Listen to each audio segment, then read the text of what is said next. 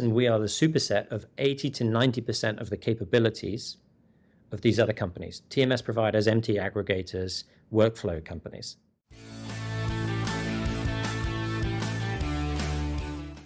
And welcome everyone to another great episode of Slater Pod. Today we have Georg L on the podcast. So Georg is the CEO of Phrase, one of the world's leading all-in localization language tech platforms. Hi Georg, and thanks for joining.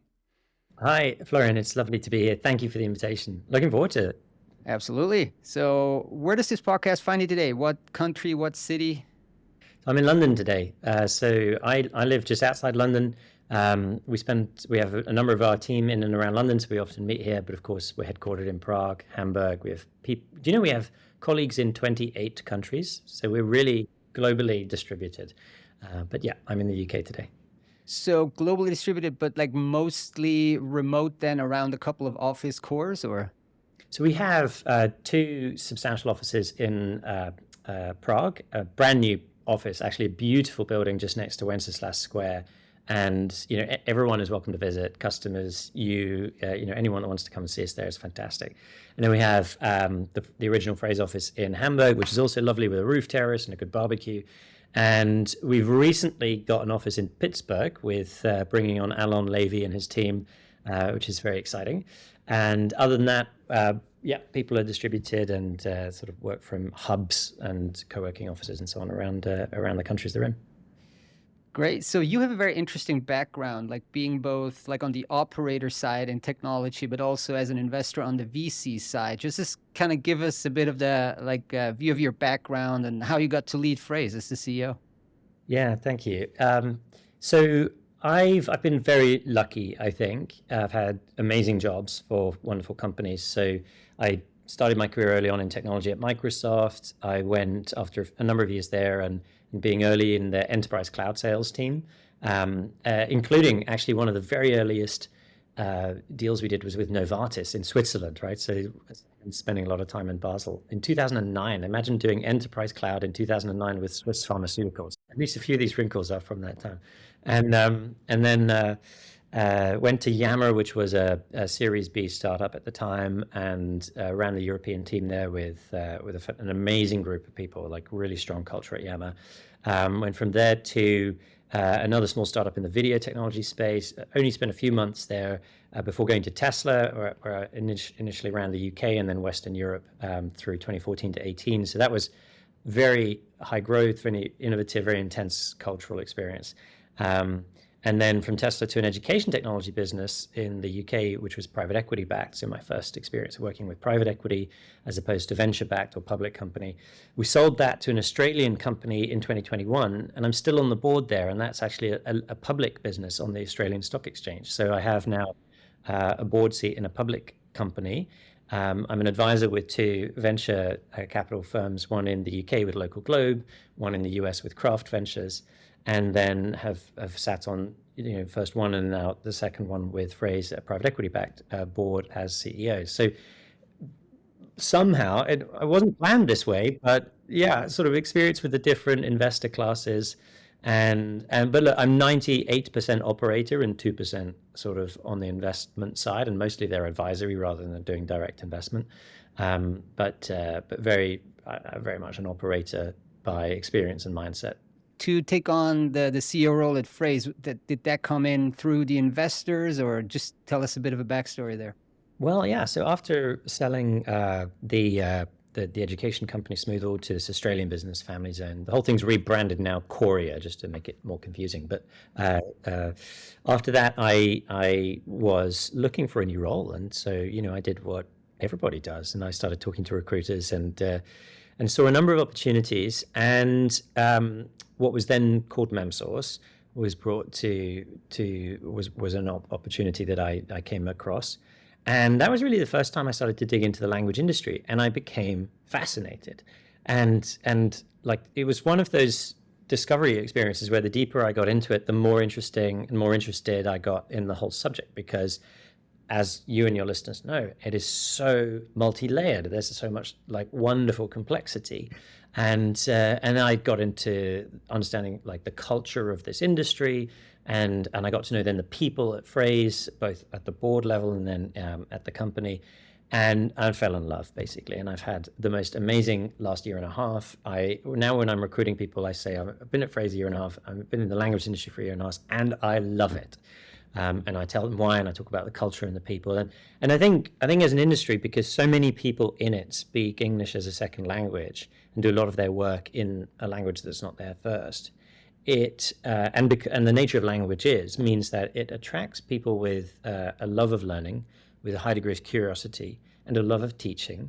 And if you love to learn and to teach, then you have an immediate kind of respectful, curious rapport with people, in the company, across other companies, with partners, with competitors, with our customers. And that's unusual, actually. And maybe people who've spent 20 years in the language industry don't appreciate, or maybe they do. I think you're right. I don't think they do, because I've spent almost my whole professional life in this industry, and I'm like, yeah, this is just normal. It is special. Like a lot of other industries are pretty, cutthroat and aggressive and that sort of thing. And look, of course, there's competition in this space, but it's healthy and it's respectful. I like it. It's really nice. Do you have like a couple of maybe anecdotes or something from your learning curve, and maybe how in the past 18 months and how different, I mean, you described it now, that kind of environment, but maybe just a couple of anecdotes, a couple of episodes that were particularly memorable, especially from somebody with your background, coming from outside, looking at this mix of tech and services, and of course now with AI. Like, what were some of the kind of moments you remember from the past 18 months particularly? A really early memory was going to my first LocWorld in June, and I had started in April, I think. So I was a couple of months in last year in 2022. So it was LocWorld Berlin. And I was wandering around the hallway looking at how everyone seemed to know everyone else, and I didn't know anybody at that point. And so people would say hello in the lifts, and like I said, it's a super friendly place. Or one of my colleagues would introduce me to somebody, and they would smile and shake the hand, and then they'd kind of do that thing where they look at the badge and who are you, and they'd read my name. Okay, I don't know this guy, and then they would see Memsource CEO, and they'd say, the Memsource CEO. Fantastic. And I realized what a brand Memsource had, and how much credibility it carried, and how much love there was for the company and its work. So I immediately felt like I've joined a great team, because this is a company that people love. So that was a really affirmatory, confidence-inspiring moment for me. And then I think there was another moment subsequently when we launched the Phrase brand, and I was stood up on stage in San Jose, and I was talking about that. And we started to tell the story of the rebranding and why we did it, and how and trying to make Phrase the name that people would remember, and sort of, I was joking a bit with the audience and repeating it many times, and they laughed a bit. And I thought we're making some progress here. We're carrying people with us on this journey, so that was quite important. But look, I think I spent the first 6 months on a really steep learning curve, really super steep. And it was in San Jose that it started to fall into place for me, as I was having customer meetings, and I felt like I understood 60 to 70% of what I was talking about and what they were talking about. And for the rest, I was, relying on my amazing team to educate me. And then in 2023, I just feel like I'm putting it all together, and now I'm really confident. Like the vision that we've built here and the team that we've built, I feel is super strong. And so, and AI is absolutely the core of it, and I'm sure we're going to talk about that. Because then 2023 has been this invigorating, like, maelstrom of a year around that subject. I think with November, December, GPT 3.5, I think it was a party trick, and everyone was, Christmas parties, and it was sort of interesting and cool. When 4 landed, I think everyone went into a little bit of a tailspin. The industry in sort of April, May was really asking itself a lot of searching questions. And I think by June, people had started to calm down and figure it out. And I think I'm very happy with how we sort of sailed through that in a relatively calm way. And then we've built a great strategy around it. So those are some key moments. I want to talk about the unified branding. You mentioned that the name Memsource, like the beloved name of that product that, had been doing very well, in terms of also the marketing of the name MemSource over a decade. And now you decided to unify it under Phrase. And this is something that we rarely see in the language industry. Typically, people are very cautious in M&A and rebranding and kind of unifying. And some companies kind of keep, keep the original brand and then buy the brand that owns it, etc. Now, what kind of drove you to unify this, and what were some of the challenges during that exercise? Because you did it well and fast and like with conviction, I guess, from the outside. Firstly, thank you. That's very kind. I would underline that word conviction. It's actually a really great word. And I'll use that. I'll return to that. But so actually, interestingly, the story starts with David Kaniak, the MemSource founder, because it actually was his decision to move the brand of MemSource to Phrase. And I was there the day he announced it, because I was actually still in my interview process. And so I was in Prague, kind of in a back room, and having dinner with David that evening. And that afternoon, he announced to the whole company that although MemSource had acquired Phrase, the combined entity was going to adopt Phrase's name and retire the MemSource name. So I thought that was extremely brave and a great credit to David, and it shows the sort of low ego that he has, and that we try to continue in our management team and our executive team and how we operate as a business. We're a low ego culture, and so that was the first thing. That's the genesis. Now, why Phrase? I think it was important to bring the two companies under one brand. We wanted to make sure that we were operating as one business, like seamlessly, no join inside the company. We didn't want people inside the business to have, two tribes, two identities. We wanted to be extremely respectful of the success of the people who've been involved in both companies historically, and we reference that frequently, and we still do. But to move forward as one, and then we I think he and the team explored a number of different options, but in the end, the answer was sort of staring us in the face, which was, if you had a blank sheet of paper, Phrase is a great name. It's a 5-digit URL. It's a single syllable. It's .com. It's about language. It is, it's just recognizable. And we were able to play with the branding, and then we used an outside agency to play with the branding. So I came in, I would say, halfway through that project. We spent 6 months, working on a lot of the details. Key steps. So in the first couple of months that I was around, I noticed that the integration of the two businesses was about 80% complete. So the P&L was one, the Teams was one. We still had 2 email domains, 2 websites. We had a lot of these sort of internal and external branding things that still created some divisions. So we said, we're going to use the new branding internally from June. We're going to use the name internally from June. We only launched it in September. And we're going to be very clear with conviction that we're not going to refer to colleagues or products as legacy this, legacy that. We are Phrase. And so when we do a weekly all company meeting here every Friday, and we changed the branding of that to Phrase. We changed all the internal software where we could, that it wouldn't kind of give the game away in terms of working with suppliers and partners and customers. So we rebranded as much as we could internally, and all the new colors and everything like that. So we started to live it before we announced it publicly. And we were just very clear, we're going to do this with super conviction. And then we sponsored Lockworld. I stood up on stage there and I talked about, remember Phrase, and I said it lots of times and people laughed, and that, I think, helped cement it in people's memories.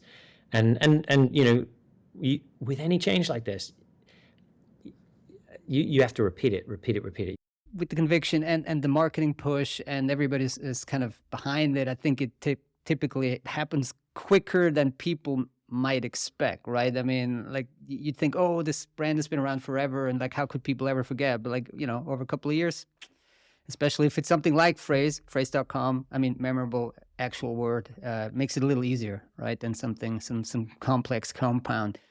Also on the product side, you seem to have streamlined. I haven't followed it super closely, but now we have like Phrase TMS, Strings, Translate, Orchestrator, which I want to talk about later, Analytics, and NextMT. So, you got six kind of distinct, I don't know, products, I guess, for lack of a better term for now. Now, can we just talk a bit about Translate, like Phrase Translate and Phrase Next NMT? So if I understand this correctly, one is kind of more of a hub of like plugging in third-party engines, and the other one, Next MT, is the actual proprietary phrase solution. So A, did I get this right? And B, if yes, like what's the thinking behind launching and developing your own MT solution? You did more or less get it right. Let me give you the I'll try and build out to the bigger picture, and it then links into roadmap and vision and announcements we're making in September and some fun stuff. So Phrase has been doing machine learning things for about 5 years now, and Phrase Translate is a combination of services actually, which use AI and machine learning in a variety of ways to bring the best of machine translation engines to customers. So, and actually, I think it's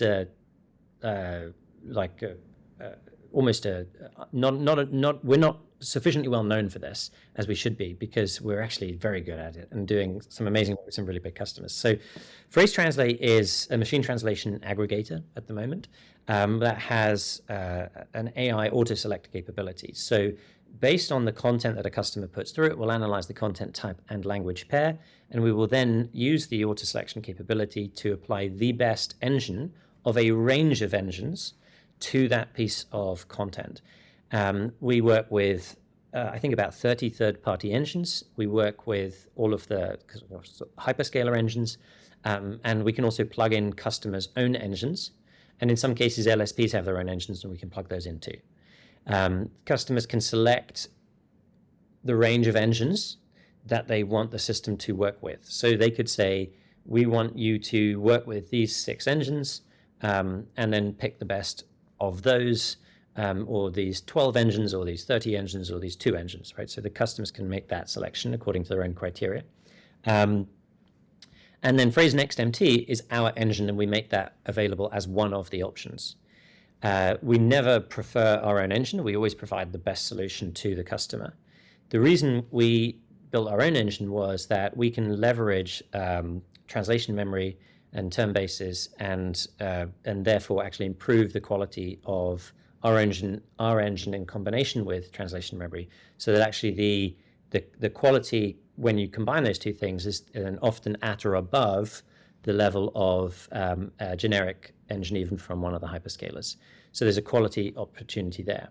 It also then goes to roadmap, and we will make a number of announcements in September. So we do a regular quarterly cadence of announcements, and the next one is in September. And the theme this time around is around defining the next generation of localization software, and AI is absolutely the heart of that. And so there are a number of cool things that we'll do there. So I can't give you the detail, but I will paint a picture for you if you'd like. So before I launch into that, hopefully that made sense in terms of Phrase Translate being the aggregator and Next MT being our engine as one of the options available. It's a much more open than either being only the aggregator or kind of forcing everybody onto your own solution, right? So it's probably also a lot easier when you speak to leads, clients. Yeah, that's it. And it highlights, I think, 2 important strategic things that people should know about Phrase. One is we're a software. We're not services, and we have no intention to be services. We're also not a marketplace. So we're a SaaS company, and we're very clear about that. And I talk about that with customers, because there are some customers who want a kind of all-in-one turnkey solution. And there are companies out there that will provide that, and that is how their CEO would describe them. We are the turnkey solution. We're specifically not that. We're a software company. And then it goes to the important point too, which is around neutrality. So we're extremely neutral about providing the best solution to the customer, and working with professional services organizations, and the customer can select. So we are the right option for those customers who want to control their translation memory, own their own language IP, own the workflow, define that, do custom workflow with Orchestrator, and we can talk about that. But then they want to work with a bench of multiple professional services organizations and freelancers so that they can manage a translation and localization pipeline, manage it for quality and cost, and then they can work with professional services organizations that are strong at this type of thing and that type of thing and that type of thing, and then they can manage those relationships accordingly and change them where they need to. And we are sort of completely neutral to all of that. So you see that in our work around AI and some of the roadmap that we'll talk about there, and then you see that in the sort of the role that we play. It also implies that a customer, an ideal customer, would have to have a certain localization maturity, right? And some in-house capacity and headcount to manage this. I think that's broadly speaking true. We do work with customers at a range of different maturity levels. I think we do our best work with customers who have a relative degree of complexity. They have, and which isn't necessarily the same as maturity, because you see some very large global companies with very limited localization maturity, but actually very complex requirements. And so when they start to get into the game, they start to realize, oh, this is harder than we thought. And then we might be absolutely the right solution for them, but they need to sort of, and we can help them get up the maturity curve to the appropriate level for them to drive value. I think what we sometimes see is that those large enterprises then think this can't be that hard, and they choose a simpler solution with a nice kind of shiny user interface. They spend a year with that solution, and then they realize, our complexity is far ahead of what this can offer us. And then they come to us kind of the second step. And that's actually a more painful experience for them, but they don't often realize that until they go through that pain. So I think we do a lot of our best work with customers who have complex requirements, and that can be small companies or big companies with some complex requirements. And then there's a degree of maturity that comes with that. I mean, you have, as one of the, not few, but it's relatively rare that you have SaaS pricing on your page. Like what we just discussed seems like more complex. You probably very quickly get into the enterprise tier of the SaaS pricing. Like what's the reason for having these lower tiers with, the 99, 299 type of tiers on the website? Is it more kind of a funnel to the enterprise, or? So we have about 4,500 customers. And I'd say 4,000 of those are using those lower tiers. So we have a lot of those types of customers. And so that is a good example of actually where there are lots of small organizations that have some degree of reasonable complexity in their requirements. And then we're a great solution for that.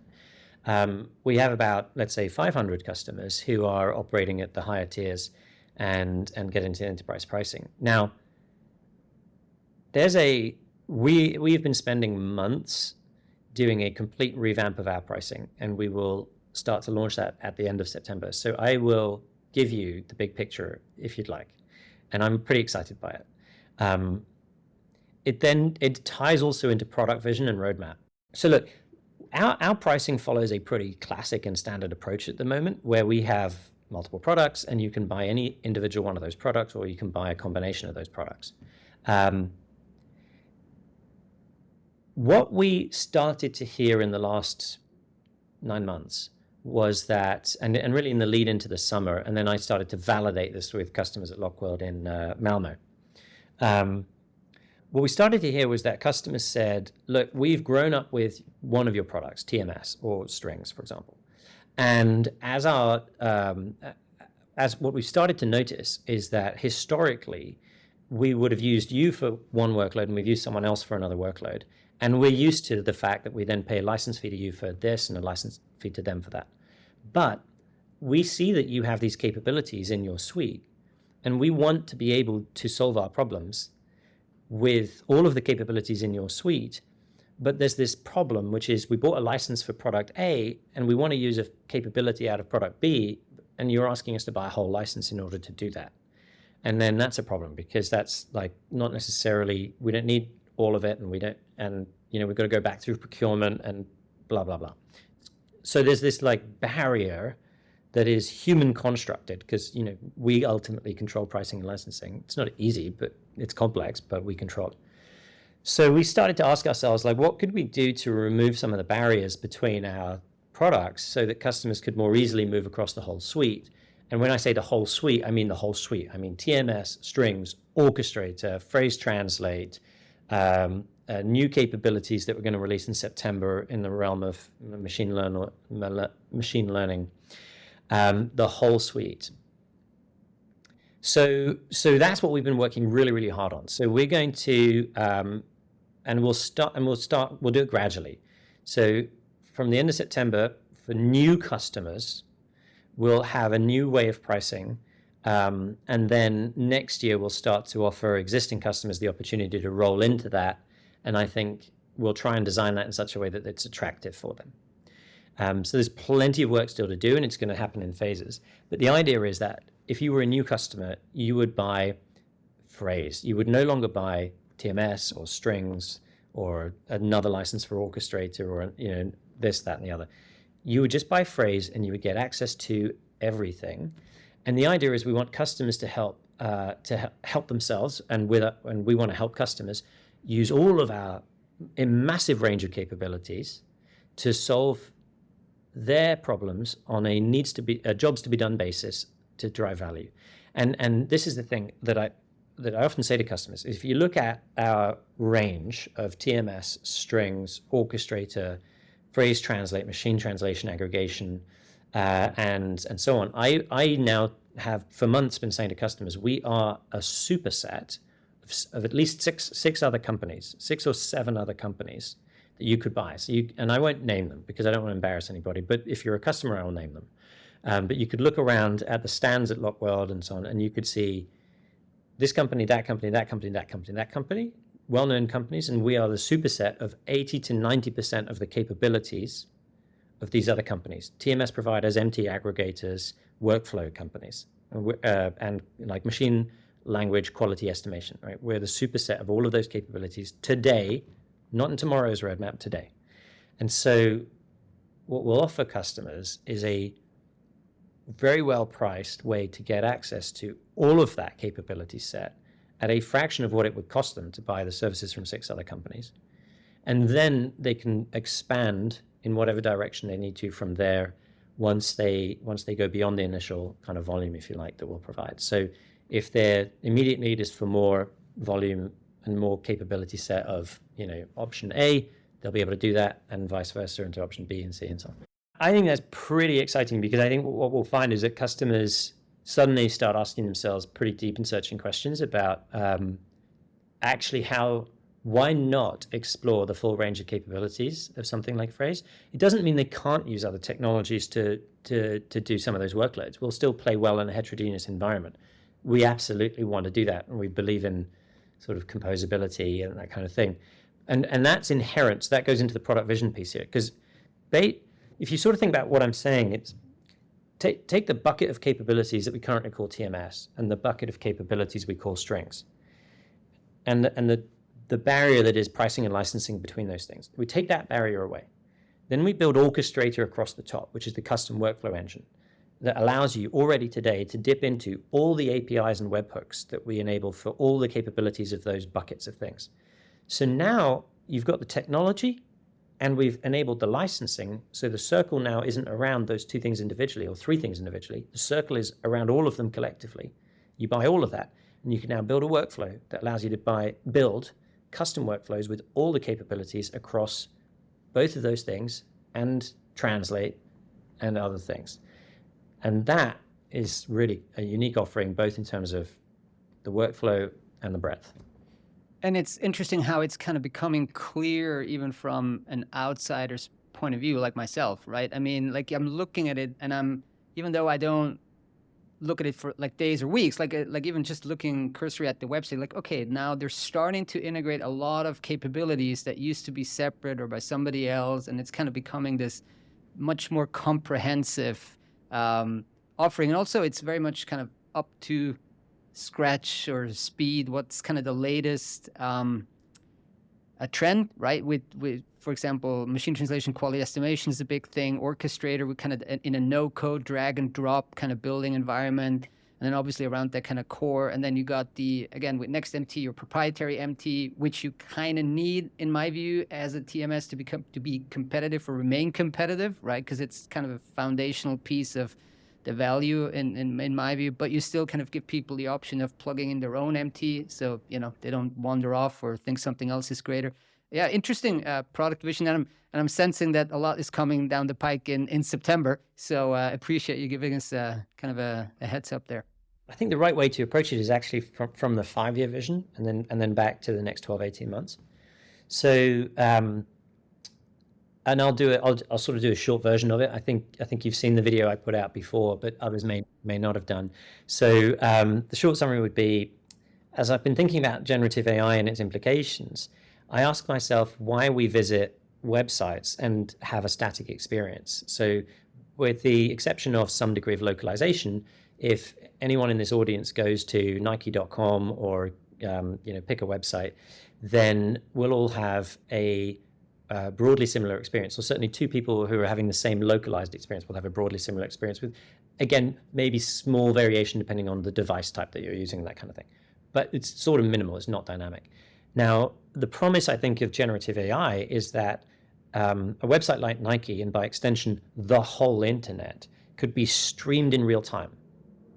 So there could be no canonical version of a website. So like hyper personalization. So I could go to Nike.com. I love rugby and I love sailing, and I could have water sports and rugby based content. I may have recently visited a stadium, and so it would know that and stream me like relevant information. It may be that when you go to Nike, you're interested in the technology and the tech specs of the latest Airfly or Vaporfly, sorry, I think they're called, and you may be particularly focused on like an athlete's story and how he or she has captured your imagination, and the possibilities are endless, and therefore the content streamed in real time is endless, and therefore and by the way, shouldn't be the same when you make your next visit, which could be 1 hour later or the next day or the next week, but the next visit should be different again.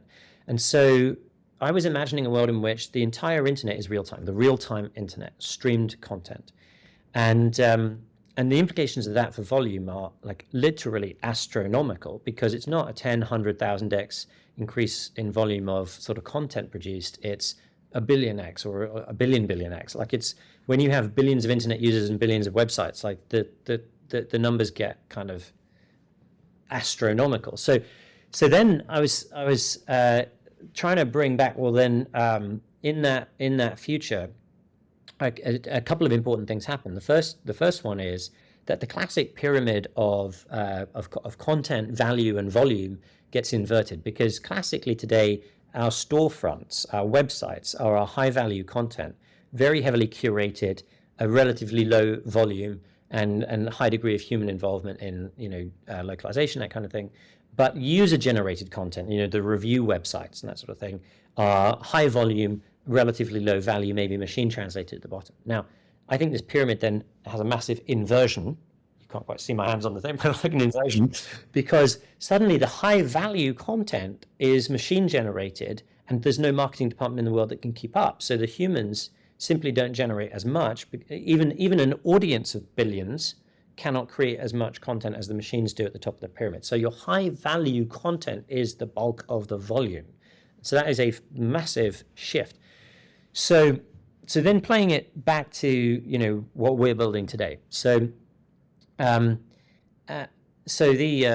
amazing thing is that sort of by luck or judgment, the team here, before I joined and since I've joined, have been building the right things for this exact moment in time. So for 10 plus years, we've been building API first. 5 plus years, we've been doing machine learning. And 2 years plus, we've been building the orchestrator and advanced workflow. Because in this world of massive amounts of volume, you need to build for scale. You need really complex workflows, and you need big investments in artificial intelligence.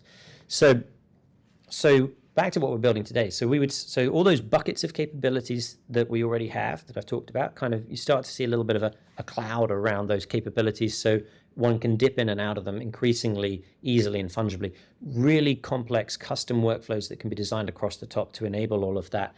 And then what we need, critically, is dynamically evaluated machine learning models, such that as content comes in from all the third-party integrations, it is evaluated based on the customer's constraints, which might be time, budget, volume, and other things. So based on those constraints, we'll dynamically evaluate the universe of machine learning opportunities, multiple LLMs, multiple MT engines, including our own, but one of probably hundreds that are available out there. The customer's own, including custom trained models that the customer has, probably multiple of those. And we will pick the right tool at the right time for the right customer. So we have fit for purpose machine learning applied. We'll then use AI to evaluate the output of that, use AI to fix it, and then we'll use AI in custom workflows to push out to the human beings that which is still required to be reviewed. And in a world of astronomical volumes, even tiny percentage samplings by humans is high volume. So we absolutely still see an important role for the human beings in this, because a small percentage of a very large number is still a very large number, but it's now incredibly complex. So the big buckets of investment for us are AI, workflow, and scale. We are strategically not making a bet on any individual LLM or MT provider. Our bet is to be the best in the world at quality visibility, dynamic assessment at every stage, and then using all of the tools that are out there, helping customers build their own where they want to, with software, not with services, and using complex custom configurable workflows to bring all of that together and then push it back out to all the third-party distribution network that customers need. So that's ultimately how we see our role in customers helping get to the real-time internet. And the thing about the vision, which works, I think, is that I can afford to be very wrong. It may not be a billion X content. It may merely be a million X content. I could be orders upon orders of magnitude wrong and still directionally correct in building this thing. And what we're trying to build is ultimately one that doesn't require us to build the LLM that wins, right? Let others fight that fight. There's plenty of others fighting that fight right now. And customers are asking, how do we make sense of this? How do we adopt it? And we can be the answer to that. We can say, we can help you make sense and adopt it with quality according to your business constraints. That's our vision. That's the roadmap. Can we just dwell on the hyper-personalization for a second? Because I'm struggling to understand from an abstract point of view. However, I did see about 3 months ago this example that kind of went viral on X, I guess we have to say now, where somebody launched like a marketing campaign in the US for, I think it was a used car dealer. Carvana. I saw the same one. Yes. Yeah. And so basically they said, maybe just for the listeners, like it was like, you bought this car in 2013 and remember the feeling when you got your, I don't know, Volkswagen Beetle or your, Chevy, whatever. And it was just very hyper personalized to that individual. Right. And so it's a million different versions for each customer. I actually saw that like a couple of weeks after I put my original video out, and I was like, oh my God, I'm not crazy. This feels like the prototype version. And so you're right. So what they did is they got an actor to voice like loads of permutations in a big spreadsheet. And they also said, so when the customer bought a car, as they were waiting for that car to be delivered to them, it would know it would know where the dealership is. It would know what type of customer, the customer's address, the route between the two things, the weather at the time, any events along the way. And then it would send all of that key data to like a cartoon animation generative AI thing. So it created this visualization with a voiceover that was automated from like many permutations based on what it knew about the customer and some inputs. And I thought, there is a really early example of exactly this idea in practice. Plus now, well, it works in the US in American English, and that's the most high data rich, language in the world. So what if you want to do this in Europe across, 30, 40 languages? It becomes a little more complex. And I guess that's where companies like Phrase will come in. Absolutely. It becomes much more complex. And when it's being sort of generated real time as well, then, we've got to start thinking about model drift. We've got to understand that what worked yesterday might not work today or tomorrow. And so how do you continuously maintain and manage, the quality? And then, what do you do when you find errors? So you've got to start to write algorithmic approaches to error checking. And so if you've pushed out, because the problem, of course, when you're generating the high value stuff at high volume, is that mistakes get amplified very quickly. So when you find them, how quickly can you route them for review? And then how much checking is enough before you say, I don't need to check everything, right? So there's a lot of complexity, and it's exactly into that complexity, that workflow, and then using AI to solve those problems that we are, building. And everything I've described in terms of that roadmap is like 12 to 18 months for us. It's not 5-year vision. The 5-year vision is like 1 billion X content and everyone's building the real-time internet. Helping companies take the first steps towards that real-time internet is our work today. In the next 12 to 18 months is really just a maturity, because everything I've described as today's products moved forward. We don't have to invent much that is new. And on the quality estimation, quality visibility side, we've just hired, of course, Alon Levy and his team. He invented the Comet score. He's essentially famous as the godfather of like quality estimation in our industry. And what he doesn't know about isn't worth like knowing. And he's super excited with this. The vision is why he joined.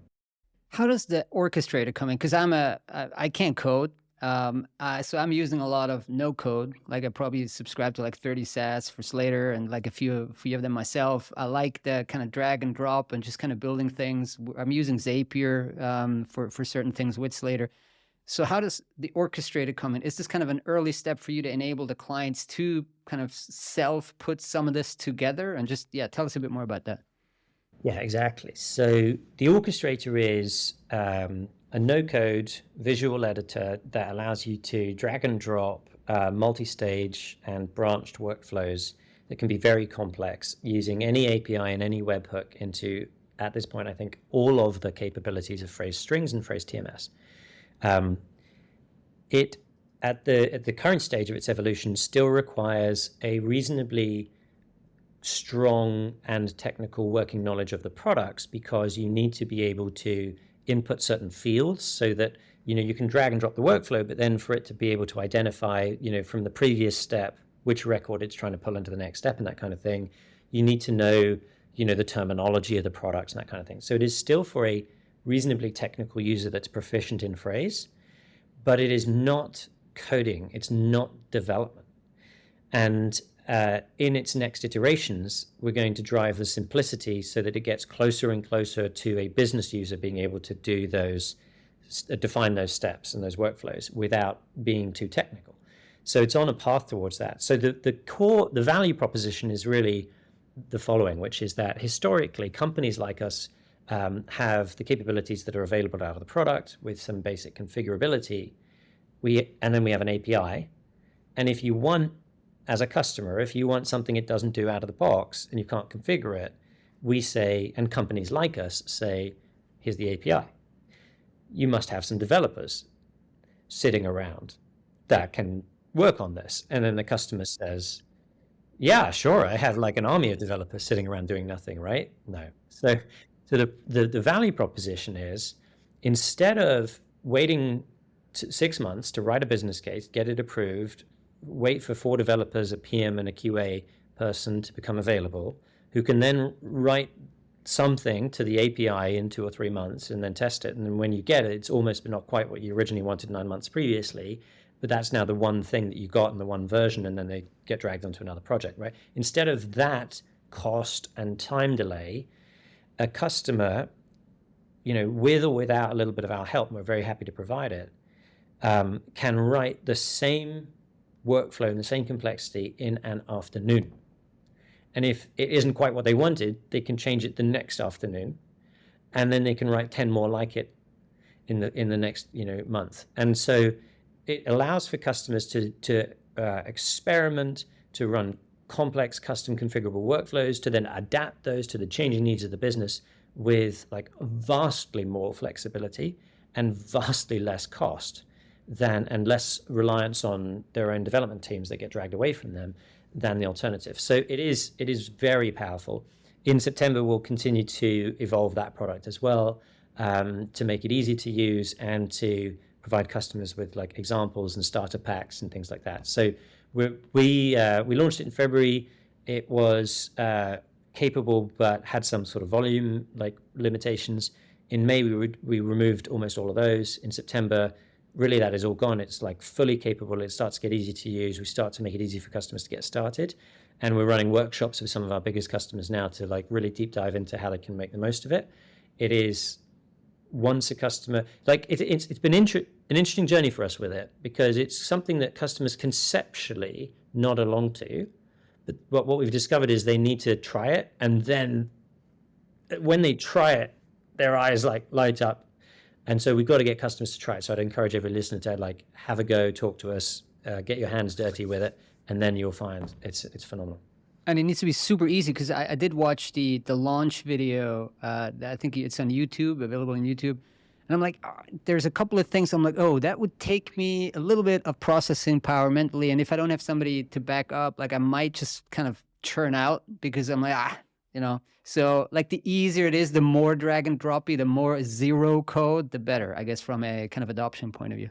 Well, absolutely. So this is exactly true. So that's why it still requires today, like I said, a sort of reasonably technical understanding of the products, and we want to simplify that. But if any of our customers want a bit of help working with solution architects, then of course we can help build workflows. And then once they get into the rhythm, it gets a lot easier. And then, you know, so we'll make it easier, and we can help customers, and then we're going to start to provide some like starter packs as well. I guess it's the same with Zapier. Like I can do 70% of what I want, but then sometimes I need to like call somebody who knows it better than me. That's it. It's like each of us has our threshold. So I've played with Zapier and got stuck very quickly because I'm not technical enough. You can probably get 5 steps further, and then the next person can get, you know, another 5 steps further. And yeah, that's exactly it. So when I talk to outside investors looking at the language industry, and they're asking about the impact of these LLMs and Gen AI, et cetera, I typically, one of my key arguments would be that the kind of TMSs, in my view, at this point are kind of ideally positioned to leverage these LLMs for kind of end user deployment. Now let's define the end user as kind of the linguist, right? We talked a lot about enterprise clients, but you also mentioned even if a fraction of content needs to be looked at by somebody, you know, at Slator, we call it experts in the loop. So what kind of features or capabilities do you see could be possible now with LLMs from like your current expert in the loop translator, multilingual editor point of view, right? Maybe, I don't know, shorten, lengthen, adjust to vocab. You know, is there anything you can share on that side? Yeah, lengthen always makes me laugh. Someone told me that they had a capability to take a 2,000 word document and turn it into a 10,000 word document. And I said, what's the use case for that? It's students. Students. Because they want to write the 500 word summary and then have it churn out the 10,000 page report and then turn it in. So apparently that's the use case for lengthen. But anyway, I think there's a lot that could be done. I think our focus there is always going to be on efficiency. So how do we help the linguist make the most impact in the shortest space of time? And when I say most impact, we've got to remember that with what we're aiming to build and the amount of AI quality estimation and quality visibility and being really dynamic about it that we're trying to build in, what we want to do is reduce as much as possible the percentage of the volume that humans need to review, that the experts need to review. But our bet is that the volume is going to go bananas. And I'm very convinced that this is true. And interestingly, I talked to some of our content partners, you know, the very, very, very large organizations that do content, and they have the same perspective. Actually, we have a similar vision of the real-time internet. So I do think the volume is going to go through the roof. So small percentage, large number, but then remembering again that where a lot of this is generated, if the machines get it wrong, they will propagate that mistake very quickly at scale, and then there's a significant brand risk associated with that. So the ability to catch it and act on it quickly is key. So I think the investments we'll make for linguists is we'll identify the things that really matter. So there's a lot of quality basically that goes into that, and then we'll try and help you act on that as fast as possible. So kind of efficiency will be key too. So those would probably be the big themes. You know, I've seen some companies build some reasonably visually attractive and fancy, but I would say gimmicky things in that space. And yes, of course, you can do, you can provide suggestions and shorten and all that stuff. Like that's fine, but that's not actually the value. Everyone will do that. That'll be table stakes.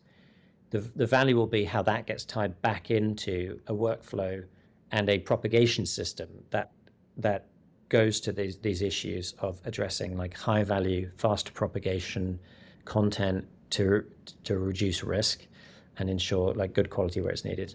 And actually making those judgments is where the real technology is and the real value.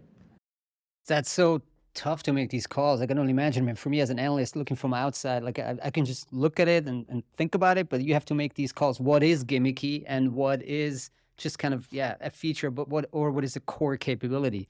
Must be not easy. From the linguists to the LSPs, I mean, you used to also be, obviously have some clients on the LSP side as well, but what's your strategy working with LSPs, having LSPs as clients? Yeah, so we still do. We have a very substantial percentage of our revenue is with LSPs, and we work with 6 of the top 10 global LSPs, and then many hundreds of LSPs in the next sort of 1,000 LSPs after that. So, and plenty of freelancers too. So LSPs are important to us, and I think have an important role in the industry. I think that I've talked a lot about the importance of humans in the loop and the complexity of that. And clearly, a large part of the work that LSPs do is manage and provide, expert humans and to solve specific problems. I think also that in the world of model training, there is a role for LSPs. I'm not sure all LSPs are embracing that, some more than others. And I think that my advice, if they're interested in what I have to say, which they may not be, to LSP leadership would be, you need to invest in understanding AI and MT and embrace it and in a meaningful way, see it as an opportunity, not a threat. And the opportunity there is, I think, to bring value-added skills around model training to enterprise customers, because not all enterprise customers are going to have that skill set in-house, just like they don't have many skill sets in-house. And we talked earlier about how some customers with complex requirements may have low maturity in terms of in-house skill sets around localization, and they choose to outsource that. And that has historically been the work of LSPs. They've had this value-added skill set around localization, and they provided that as an outsourced function. So I think when you get into these very sophisticated technical areas where actually there are whole new jobs being invented to do with, model training, prompt engineering, not all companies are going to feel like that is their core skill set, that they need to employ expensive people to do that for them in-house, and that can be a service that an LSP provides. So I think LSPs have a really important role to play inside all of that complexity. Our software is and will be used both sides of the enterprise LSP relationship, so that there's really good transparency and visibility for both partners in the enterprise and LSP relationship on quality and cost and so on. So I think that's kind of the message I'd have for LSPs, is to embrace it, work with us, partner with us. We're working very closely with some LSPs. We're trying to work closely with some others who, candidly are still having a sort of, I think, identity crisis about some of this. And then that's an area where we'd love to work with them more closely, and we're here for them when they're ready. I think a big win was the Lionbridge deal. I think we can speak about it, right? It was very public, multi-year kind of agreement with Lionbridge. It also shows that Lionbridge feels that this is something they need to get from somebody else, and that they're providing, that their USP somewhere else rather than building this core tech functionality. I think Lionbridge would put it a bit differently, and so I don't want to speak on their behalf because I know they're very proud of their own technology. So, as a technology partner to Lionbridge, I should emphasize they are very proud of their own technology, and rightly so. But we've become a core component in their technology stack and a very close partner with them. And the partnership has multiple levels, technical and commercial, and we do a lot of training for their teams so that they're adept and expert in their use of Phrase with their customers as well. And so ultimately, we want Lionbridge and we want our other LSP partners to be highly certified, so they're very expert at using Phrase in their accounts, and we're trying to provide them with a tremendous amount of support there as well. So yeah, look, I think, but absolutely, Lionbridge was a phenomenal win for us. They're a strong partner. We're grateful to work with them, and they're global and they're complex and they're challenging, and those are exactly the kinds of customers we like to work with. They push our boundaries. In fact, one of my engineering directors said to me that the best projects are the ones that come in from the outside, because the ones we surface ourselves, sometimes we stay in our comfort zone. The ones from the outside take us outside of our comfort zone. And I said that I couldn't agree more. When the customer says, I want to scale to volume 10x what you've done before, I rub my hands together.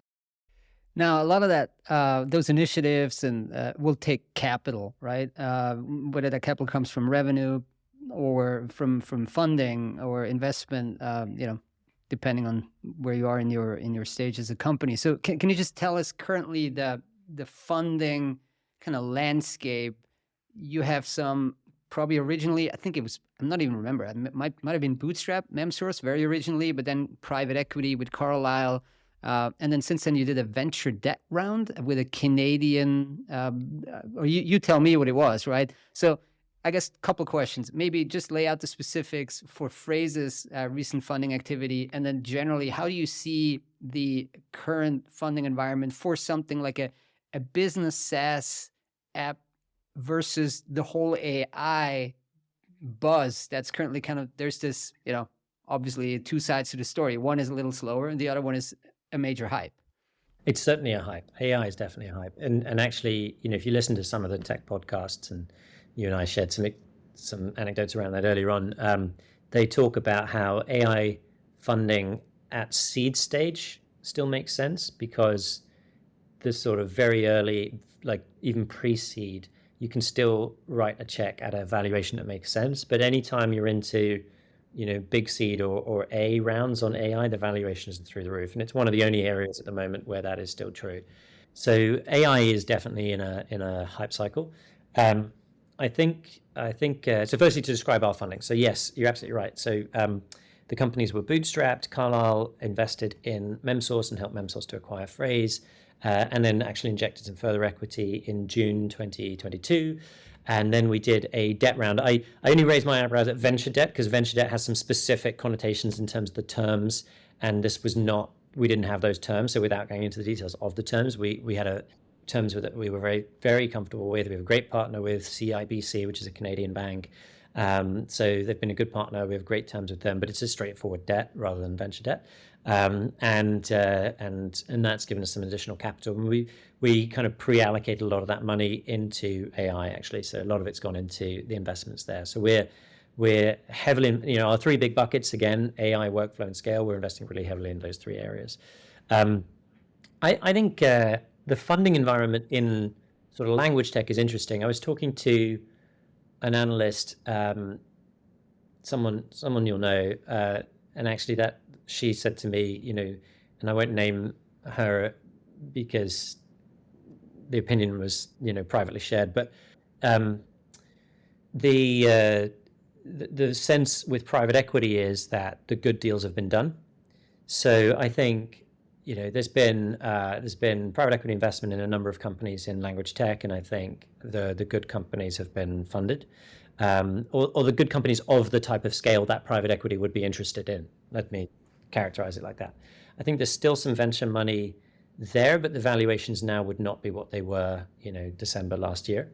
I think there were some very heady valuations at some extreme revenue multiples, and they would not be what they are today. They would not be today what they were then. And I think people are having to grow into those valuations, and that can be very challenging.